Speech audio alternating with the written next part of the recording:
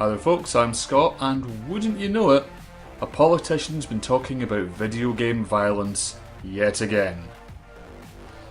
Except it's not just a politician talking about video games, is it?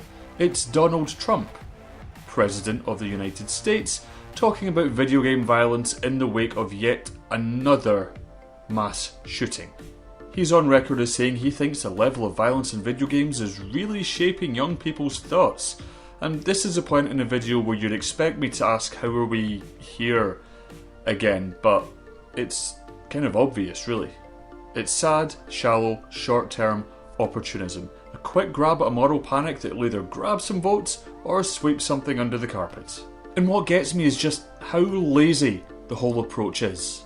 When you talk about video games in the way that Donald Trump just has, you imply a cause and effect relationship. Person A played a violent video game, then went out to commit an atrocity. The idea that video games exist in this isolated little bubble, outside the wider context of society or perhaps personal history, is just ludicrous. And the thing is, I don't actually want to jump to a knee-jerk defence of video games. I don't want to be on the hill with my Sonic the Hedgehog flag, claiming that there's no proof that violent video games trigger violent behaviour, because surprisingly enough, my sarcastic, self-indulgent 5-minute column each week really isn't the place to do that. However, what really pisses me off is that every single time an opportunistic politician throws video games under the bus for their own purposes, it invalidates actual, well-needed debate. Debate on violent content, debate on gender issues, debate on adult content getting into the hands of children. All legitimate issues that should be addressed. But then someone employs the dead cat strategy and suddenly, oh, the video games are corrupting our children.